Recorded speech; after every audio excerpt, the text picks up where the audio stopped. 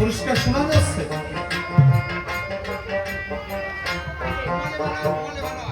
একটু পিছনে কমবে নাকি?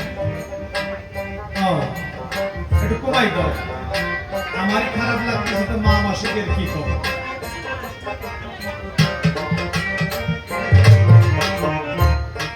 মনে মনে রাক্ষসী ভাবিছে তখন, অনেক দিন পরে মানুষের গন্ধ নাকি আসিল। রাক্ষসী মনে মনে ভাবছে, আমারটা কমাই দিলে কেন? আমারটা একটু বাড়া।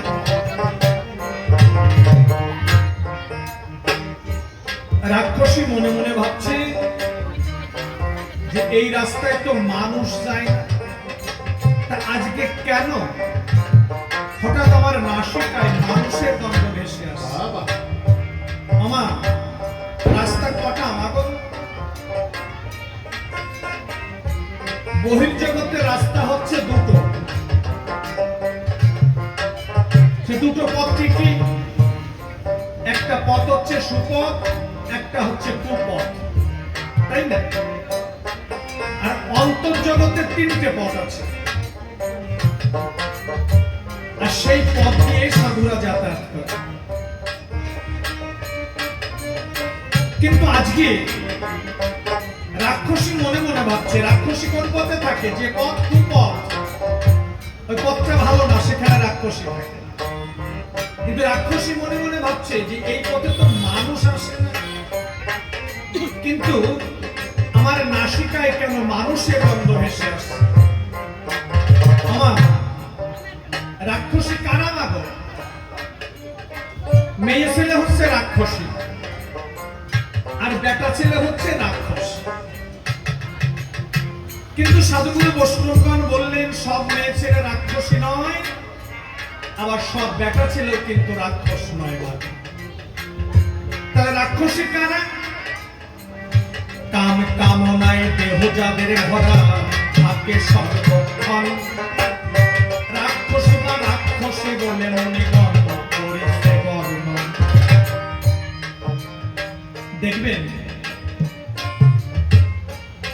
পশুতে কিন্তু বিহার করে, পশুতে মানুষের মধ্যে হামরি পার্থক্য নয়। পশুতে কিন্তু বিহার করে, মানুষও বিহার করে। পশুতে আহার করে, মানুষও আহার করে। পশুতে মল ত্যাগ করে, মানুষও মল ত্যাগ করে। পশুতে কি করে?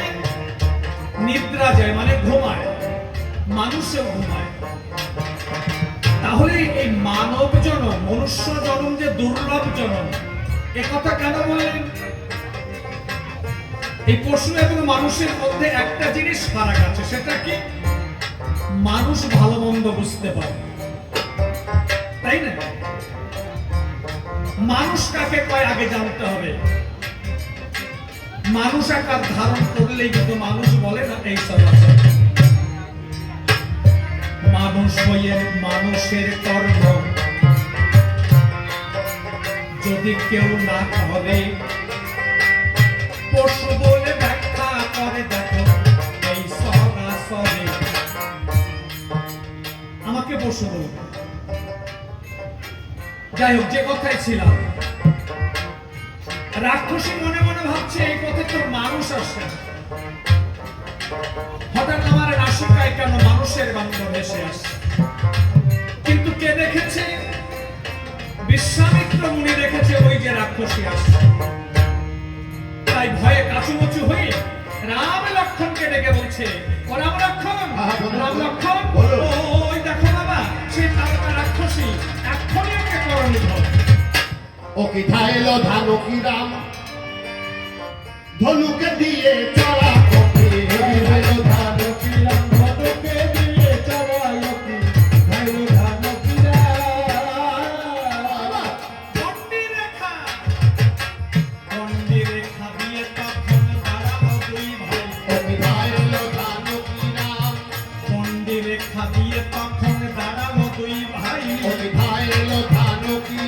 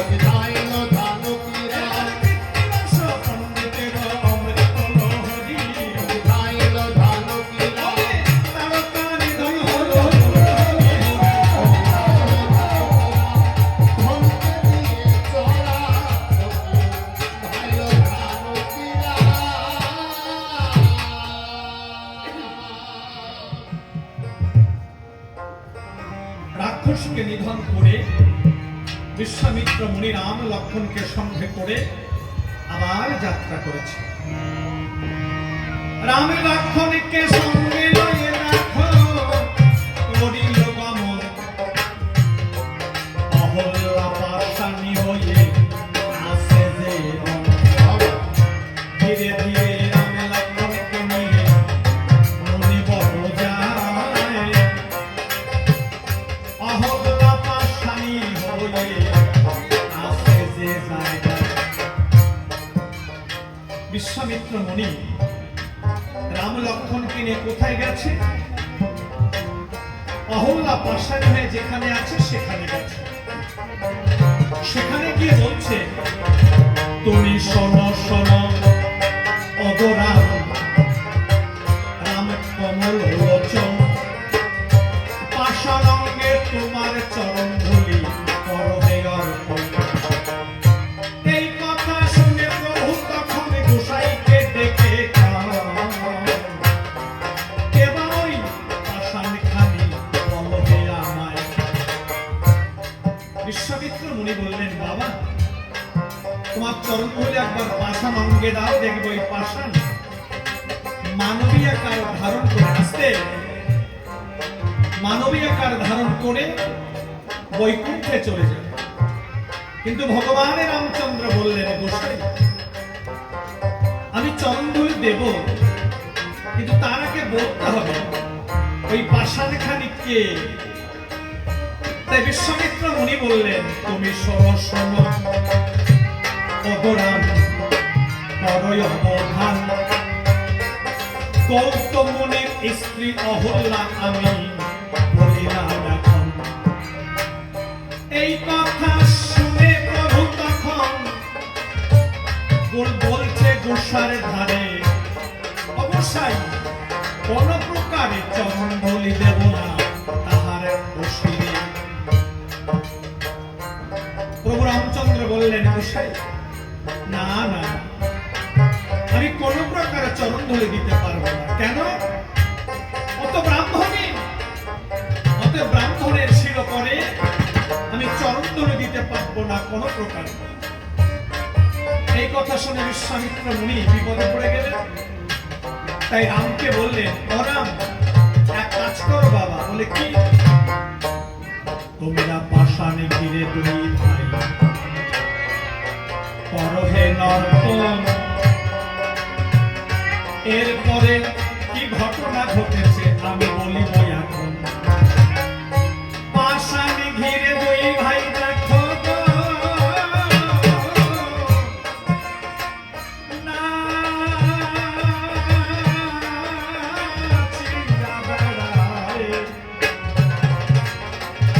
এমন সময় বিশ্বামিত্র মুনি পবনকে ডাকি দেয়।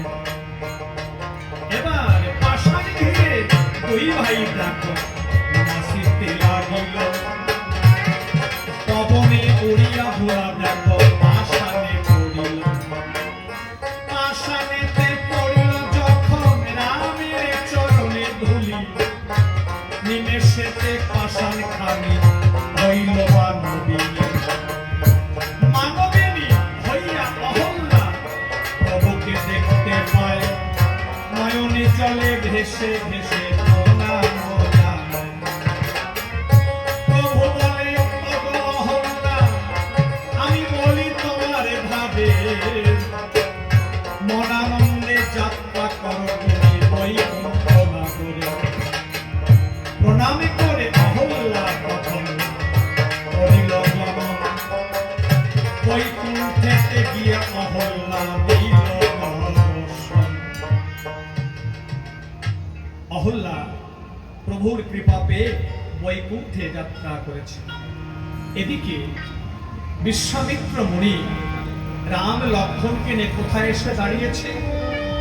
ভাগীরথী নদীর কিনারায় এসে দাঁড়িয়েছে। এই ভাগীরথী নদীর মাঝির নাম হচ্ছে মাধব পাটনি, আর মাধবের স্ত্রীর নাম হচ্ছে ডুমন্নি। কিন্তু এই ঘাটে ওই বিশ্বামিত্র মুনি বহুবার পার হয়েছে, কিন্তু ওই বোকা মাধবকে একটা দিনের জন্যে ওই মাধবকে একটা কানা করিও দেয় নাই। তাই মনে মনে ভাবছে যে আমি এই নদী পার হব কেমন করে। এমন সময় প্রভু রামচন্দ্র বলছে, অবশ্যই তুমি একবার মাধবকে ডাকো। তাই বিশ্বামিত্র মুনি মাধবকে ডাক দিয়েছে, ও মাধব, মাধব রে, আমাদের পার করে দে মাধব। ওমা, ওই মাধব কিন্তু ডাক শুনেছে, কিন্তু ডাকে কোনো সাড়া দিচ্ছে না। কেন? মাধব জানে যে ওই বিশ্বামিত্র মুনি আমার এই নৌকায় যতবার পার হয়েছে আমাকে কোনোদিনও পয়সা দেয়নি, অতএব আমি আজকে মুনিবরকে পার করে দেব না। এদিকে বিশ্বামিত্র মুনি প্রভু রামচন্দ্রকে বললেন, বাবা রাম, মাধব মনে হয় আমার কথা, আমার ডাক শোনে নাই। বাবা, তুমি একবার মাধব মাধব বলে ডাকো। তাই প্রভু রামচন্দ্র মাধব বলে ডাক দিয়েছে। কেমন ভাবে? দুবাহু উত্তোলন করে আখিবাড়ি দিয়ে ছেড়ে মাধব বলে ডাক দিয়েছে, ও মাধব।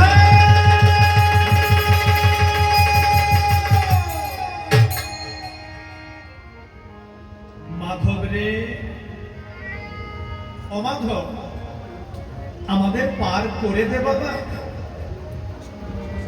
দয়াল প্রভু যখন ডাক দিয়েছে, ওই মাধব রান্নাঘরে খেতে বসেছে। প্রভুর ডাক যখন কর্ণে ভেসে এসেছে, ওই মাধব ডাক শুনে আখিবাড়ি ছেড়ে দিয়েছে। মাধবের স্ত্রীর নাম হচ্ছে ডুমন্নি। ডুমন্নি দেখতে পায় যে তার স্বামী ভাতের থালা সামনে নিয়ে নয়ন বাড়িতে তার বক্ত ভেসে যায়।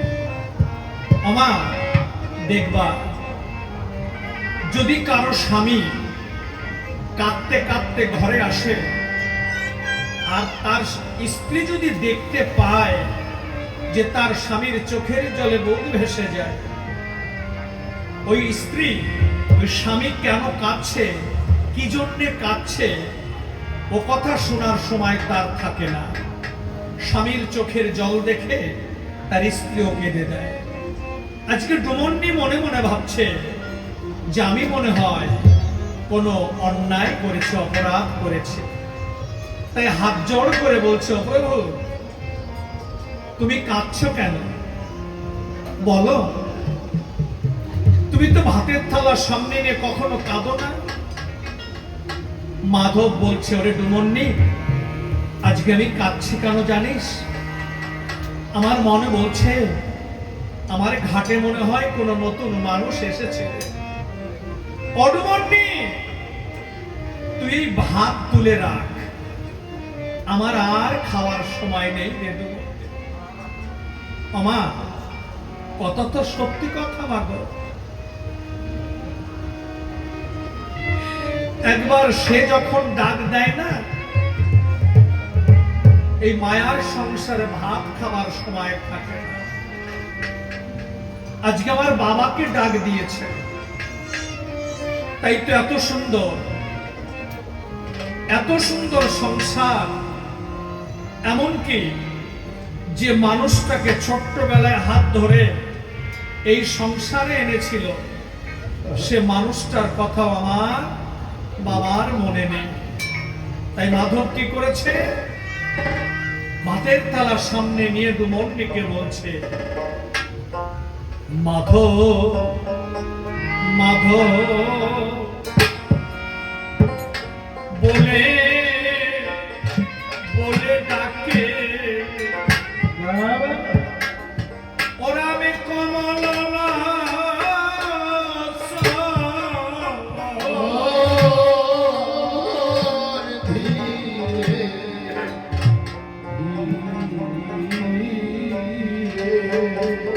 বসে রন্ধনে শালা,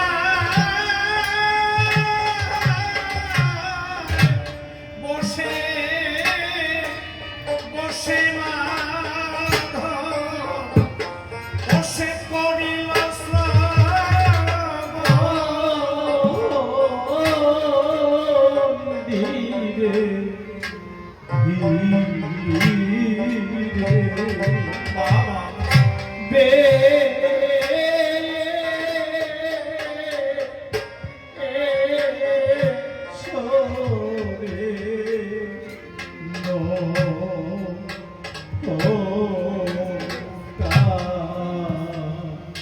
মাধবে বলে ও ও ডুমনি রে, আমি বলি তোর নিকটে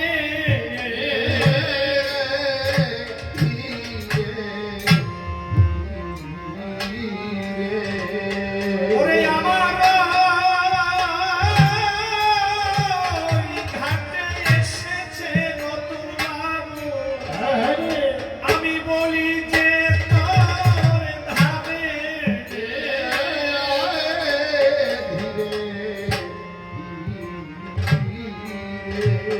মাধব বলছে পদমন্নি, আমি আর ভাত খাবো না পদমন্নি, আমার মন বলছে আমার ঘাটে মনে হয় কোন নতুন মানুষ এসেছে, তুই এই ভাত তুলে রাখ। তাই মাধব কি করেছে, তরি বেয়ে মাধবে কখন যায় পদ পারে, ধীরে ধীরে ওই পরপারে গিয়ে দেখে মাধব, ওই ভবপারে ভাবে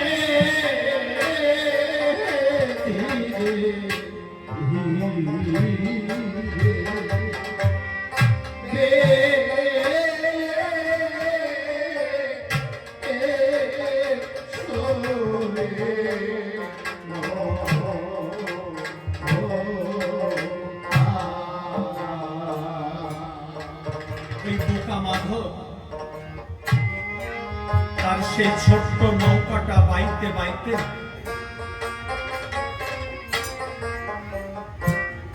আসতে বাজে, আমি যখন কথা বলবো শব্দ হবে না সেইভাবে বাজাবে।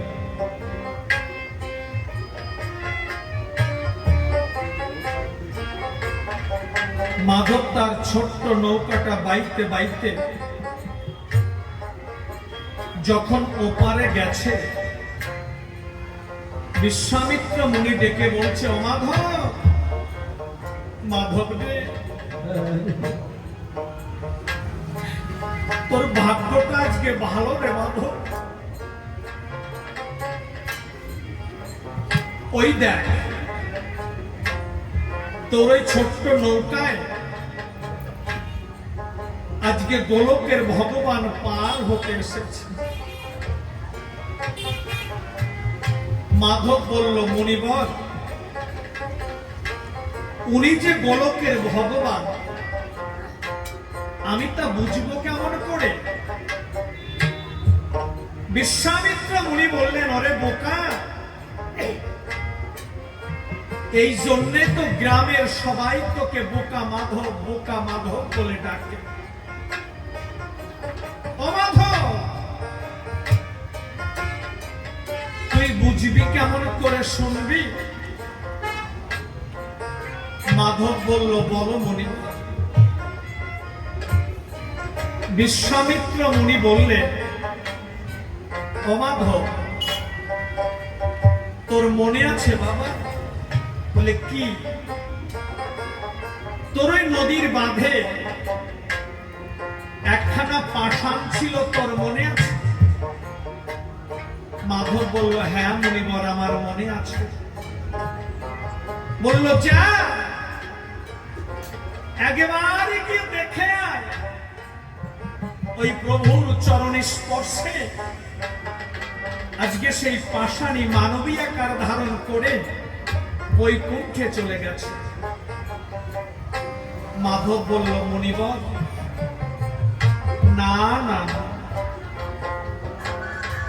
আমি যাব না। কেন যাব না জানো? আমি তোমার কথা যতবার শুনেছি আমি ততবার ঠকেছি, আর আমি তোমার কোনো কথা শুনব না। এই কথা শুনে আমার রাম ভগবানে বললেন, অমাধব, মাধব রে, ও বাবা, আমি তোকে কথা দিচ্ছি, যা বাবা একবার গিয়ে দেখে আয়। তুই যত সময় ফিরে না আসবি আমি তোকে কথা দিচ্ছি বাবা, আমরা তিনজন এই ঘাটে এক ঠায় দাঁড়িয়ে থাকব।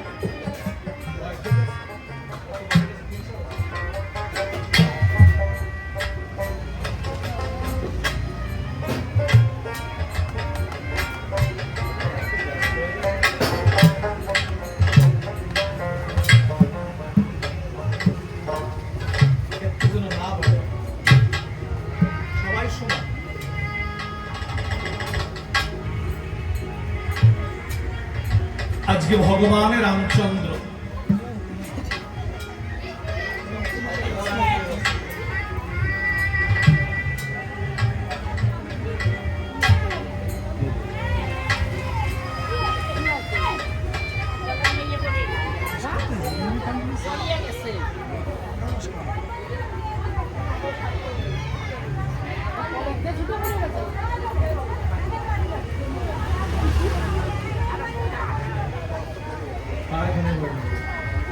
ওই বাচ্চাটা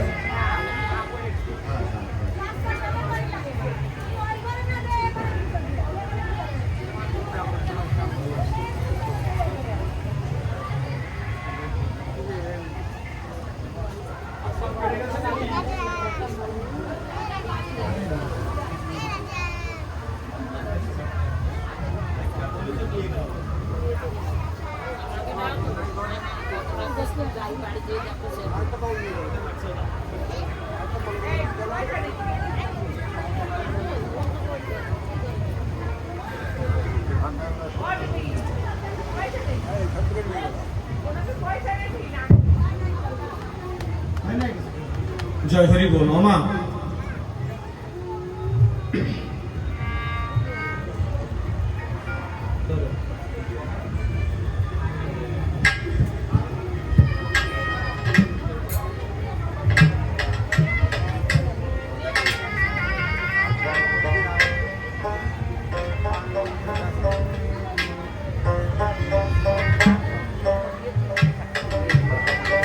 ভগবান রামচন্দ্র বললেন, মাধব রে,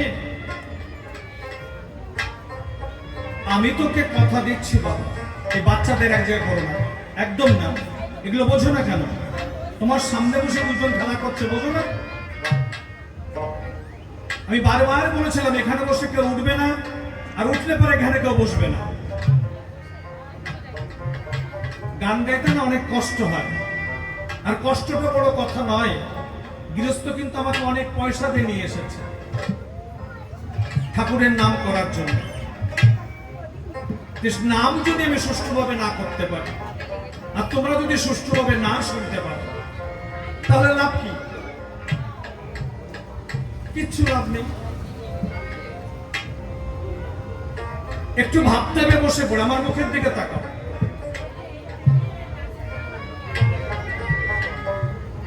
এই মাধবকে আর রামচন্দ্রকে, মাধব হচ্ছে মাঝির নাম। আজকে মাধবের নৌকায় ভগবান পার হতে এসেছে। আমার সব নৌকায় কি ভগবান পার হয়? হয় না। ভগবান সেই নৌকায় পার হয় যে নৌকাটা পরিশুদ্ধ, সেই নৌকায় ভগবান পার হয়। মাধব যে তরি ভাগীরথী নদীর এপার ওপার খাওয়া দেয়, ওই নৌকায় পার হতে এসেছে না মাগো। ভগবান ভক্তের নৌকায় পার হয়। ভক্তের নৌকা কোনটা? এইটা। আজকে সেই নৌকায় ভগবান পার হতে এসেছে। আজকে ভগবানের রামচন্দ্র বললেন, মাধব রে, মাধব, আমি তোকে কথা দিচ্ছি বাবা, তুই যত সময় ফিরে না আসবি, আমরা তিনজন এই ঘাটে এক ঠায় দাঁড়িয়ে থাকব।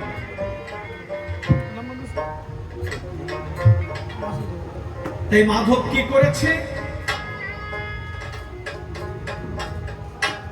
তার সেই ছোট্ট নৌকাটা কিনারায় বেঁধে বৈঠাখানা নিয়ে কাঁধে ধীরে ধীরে যাত্রা করেছে। ওমা, মাধব গিয়ে দেখতে পায়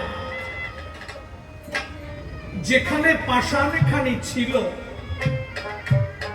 সেখানে পাষাণখানি নাই। এ কথা তো সত্যি কথা না। আজকের এই ভক্তির আসরে পাষাণ আর কেউ নয় বাবা। আজকের এই ভক্তির আসরে পাষাণ হচ্ছে আমার বাবা। আপনারা সবাই জানেন এই বাবার ঔরস আমার ওই মায়ের গর্ভে এক এক করে তিনজন ছেলে মেয়ের জন্ম হয়েছে। একজন হচ্ছে কন্যা সন্তান আর দুইজন হচ্ছে পুত্র সন্তান।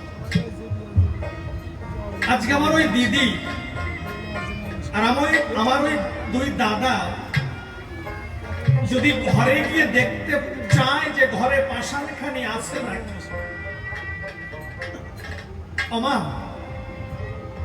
ওই পাষাণ কি ঘরে দেখা যাবে? যাবে না। তবে হ্যাঁ, দেখা যাবে ওই পাষাণখানি যেখানে ছিল সে দাগটা দেখা যাবে। ওই দাগ আর কিছু নয় মাগো, দাগ মানে ছবি। আর ওই ছবিটা রেখে যায় কেন? এহ জগতের সংসারে যারা আপনজন থাকে তাদেরকে কাঁদানোর জন্য এই ছবিটা রেখে যায়। তাদেরকে বারবার মনে করিয়ে দেয়, পরে আমি তোদের মাঝখানেই ছিলাম, মাঝখানে আছি, মাঝেই থাকবো, আমাকে তোরা ভুলে যাস না।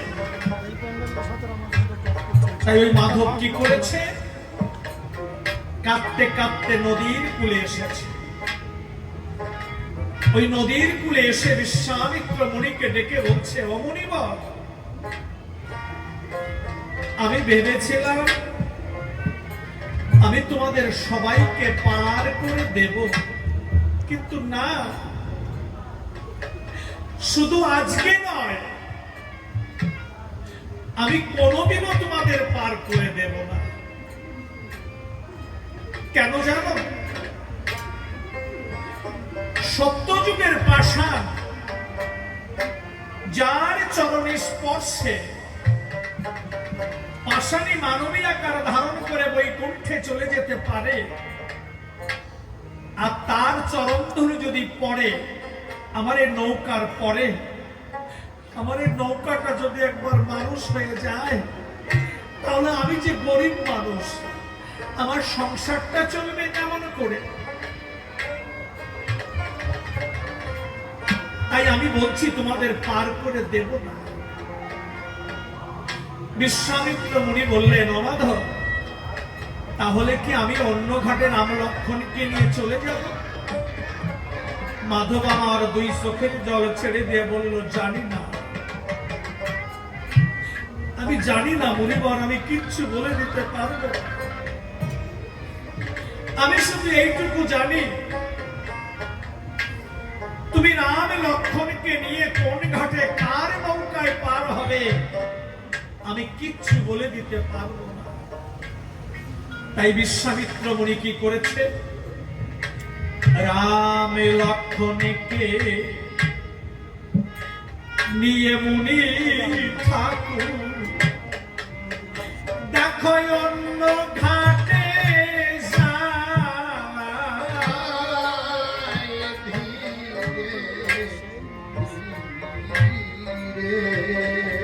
ওদিকে নদীর কূলে চোখের বালে মাধবকে দেব কি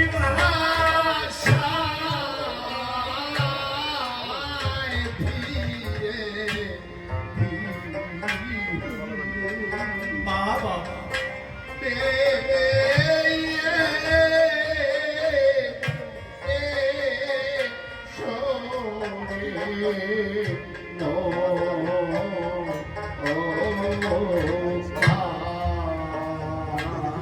মাধব মনে মনে চিন্তা করছে, হায় হায় রে, এই আমি কি করলাম? আমি একজন বোকা মাধব হয়ে আমি ভগবানকে পার করে দিলাম না। তাই দুবাহু উত্তোলন করে মুনিবরকে ডাক দিয়ে বলছে, অমনি মুনি ঠাকুর, আমি তোমাদের পার করে দিতে পারি, তবে আমার একটা শর্ত আছে। বিশ্বামিত্র মুনি বললেন, ও মাধব, মাধব রে, বল বাবা বল, আমাকে কোন শর্ত পালন করতে হবে? ওমা, সেদিন ওই বোকা মাধব, বোকা মানুষটি মুনি ঠাকুরকে কি বলেছিল জানো? মুনি ঠাকুরকে বলেছিল, মুনিবর, আমি তো বোকা, তবে শোনো, তুমি একা একা ওই নৌকায় গিয়ে বসবে, আর তোমার সঙ্গে যে দুটো বালক এসেছে, ওই ছোট্ট ছোট্ট বালক দুটোকে আমি কোলে করে তাদের চরণ দুখানা আমি নৌকার বাইরে ঝুলিয়ে রাখবো। তাই মাধব কি করেছে, কোলেতে বসাইয়ে প্রভুকে চরণ বাহিরে রাখিল,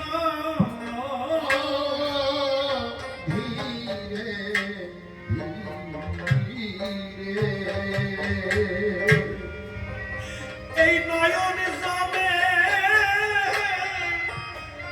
প্রভুর মাধব ধুয়াতে লাগিল,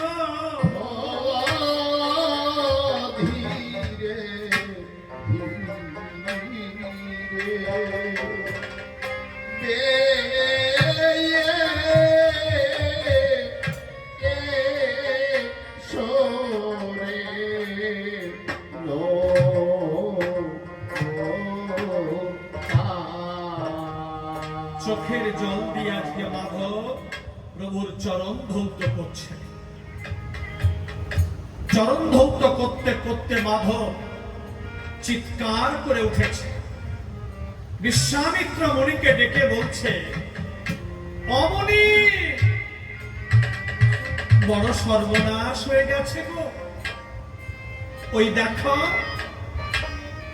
তোমার রামকে কুমিরে খেতে এসেছে। বিশ্বামিত্র মুনি বললেন, ওরে বোকা, ও কুমির না বাবা, ও কুমির না, ও হচ্ছে মকর বাহিনী গঙ্গা দেবী। আজকে প্রভুর চরণ সেবা করবার তরে মা গঙ্গা ভেসে উঠেছে জলের পরে। মাধব বলেছিল, আমি রামে দেখলাম, গঙ্গা দেখলাম, আমি এখন যদি মরি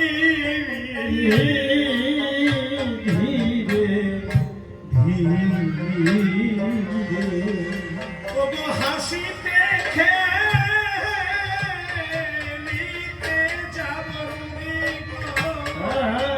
সেই বৈকুণ্ঠ তুমি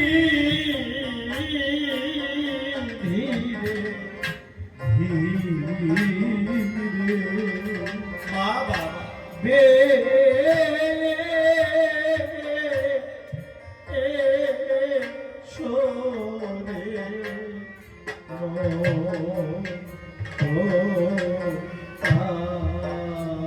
ওই বোকা মাধব তার সেই ছোট্ট তরিটা বাইতে বাইতে বাইতে বাইতে যখন নদীর মাঝখানে গেছে, ওই মাধব তার সেই ছোট্ট তরিটাকে ঘূর্ণি পাক খাওয়াচ্ছে, মানে ঘোরাচ্ছে। লক্ষণের রাগ হয়েছে। লক্ষণ বলছে, মাধব কিরে, তুই তো তরি ভালোই বাইছিলি, কিন্তু নদীর মাঝখানে এসে এমনি ভাবে তরিকে ঘূর্ণি পাক খাওয়াচ্ছিস কেন? লক্ষণের এই কথা শুনে ভগবান রামচন্দ্র বলছে, লক্ষণের ও লক্ষণ, মানুষের সঙ্গে ওইভাবে কথা বলতে নেই রে ভাই, তুই চুপ করে বস, আমি মাধবের কাছে জিজ্ঞাসা করছি। ভগবান রামচন্দ্র মধুর সুরে বললেন, ও বাবা মাধব, তুই তো তরিটা ভালোই বাইছিলি, কিন্তু নদীর মাঝখানে এসে এমনি ভাবে তরিকে ঘোরাচ্ছিস কেন? ওই কথা শুনে মাধব আমার হাও হাও করে কেঁদে দিয়েছে। প্রভুর চরণ দুখানা পক্ষে জড়িয়ে ধরে বলছে, ও প্রভু, বড্ড কষ্ট হচ্ছে তাই না? আমি তো তরি কোনোদিন ঘোরাই না, এই আজকেই আমি প্রথম ঘোরালাম, তাই তোমার এত কষ্ট? একবার ভেবে দেখেছ তুমি আমাকে কতবার ঘুরিয়েছ, কতবার এই জগতে এনেছো, আর কতবার নিয়ে গেছো? আমার কষ্ট হয় না? মাধবের নয়ন বাড়ি দর্শন করে ভগবান রামচন্দ্র বললেন, মাধব রে, ও বাবা, আমি তোকে কথা দিচ্ছি মাধব, আমি তোকে আর কোনোদিন ঘোরাবো না, তুই চল বাবা। তাই মাধব কি করেছে, তরিটা যখন ওপারে লাগিয়েছে, বিশ্বামিত্র মুনি নেমে হাঁটা দিয়েছে। বোকা মাধব দেখতে পায় মুনিবর চলে যায়, তাই রাম লক্ষণকে কোল থেকে নৌকার পর বসিয়ে রেখে দৌড়ে গিয়ে পথ আগলে ধরেছে।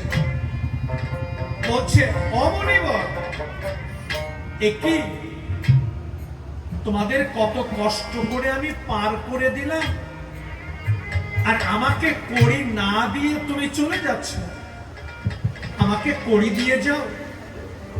বিশ্বামিত্র মুনি বললেন, ওরে বোকা, ও বাবা, তুই তো আমার কাছে কোনোদিন কড়ি চাস না, তাছাড়া আজকে তো আমার কাছে কোনো পয়সা নেই বাবা, আমি তোকে কি দেই বলতো? মাধব বলল, বুঝেছি মণিবর, আমি বুঝেছি, আমাকে কড়ি দেবে কেন? আমি তো চিরদিনের জন্য জগতে সংসারে আসিনি, আমি মাত্র 2 দিনের জন্য এসেছি। তবে মুনি ঠাকুর, একবার আমার কথা ভেবে দেখেছেন, যেদিন আমার গায়ে জোর থাকবে না, যেদিন আমি আমার এই নয়নে কিছু দেখতে পাবো না, সেদিন যদি এই বোকা মাধব তোমাদের ঘাটে গিয়ে দাঁড়ায়, সেদিন এই বোকা মানুষটাকে তোমরা পার করে দেবে। আজকে মাধবের এই কথা শুনে ভগবান লক্ষণের মায়া হয়েছে মনে। ভগবানের লক্ষণ তার দাদাকে ডেকে বলছে, ও দাদা, দাদা,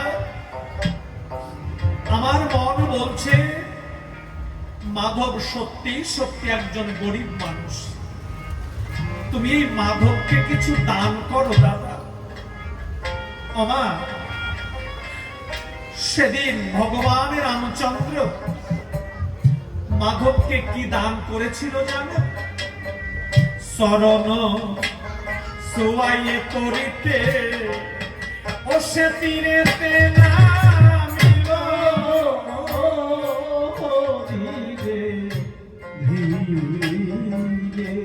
ও তার চরণ সোয়াইয়ে করিতে ও সে তীরেতে নামিল।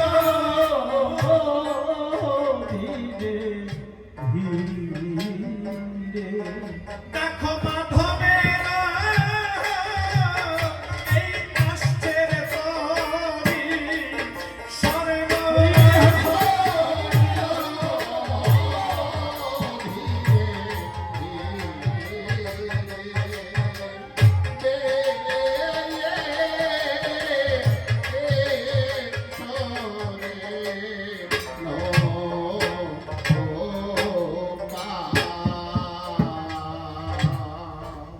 বোকা মাধব পিছন দিকে তাকিয়ে দেখতে পায় তার তরিতে আগুনের মতো ভুলকি ছুটছে। তাই ধরনের ধুলায় পড়ে আঁকি বাড়ি দিয়ে ছেড়ে ওই মাধব মুনি ঠাকুরকে বললেন, মণিবর, এ তুমি কি করলে? আজকে আমি একজন গরিব মানুষ বলে আমার নৌকায় তুমি আগুন ধরিয়ে দিলে। বিশ্বামিত্র মুনি বললেন, ও মাধব, বাবা, ও আগুন না বাবা, ওই প্রভুর চরণে স্পর্শে তোর ওই ছোট্ট নৌকাটা আজকে সোনা হয়ে গেছে। মাধব বললেন, সোনা? ও প্রভু, আমি সোনা চাই না প্রভু। ভগবান রামচন্দ্র বললেন, মাধব রে, তাহলে তুই আমার কাছে কি চাস? মাধব বললেন, প্রভু গো, আমি তোমার কাছে যা চাইবো তুমি আমাকে তা দেবে। ভগবান রামচন্দ্র সেদিন মাধবকে কথা দিয়েছিলেন, বলেছিলেন, মাধব রে, আজকে তুই আমার কাছে যা চাইবি আমি তোকে তাই দেব। আমা, সেদিন ওই বোকা মানুষটা মাধব প্রভুর কাছে কি চেয়েছিল জানো? বলেছিলেন, আমি চরণ বড় ভালোবাসি, চরণ বড় ভালোবাসি, তাই তো এই জগতে আমি ছুটে আসি, আমি চরণে ভালোবাসি। তাইতে এই জগতে আমি ছুটে আসি, আমি চরণ বড় ভালোবাসি। আমার অন্য আশা নাই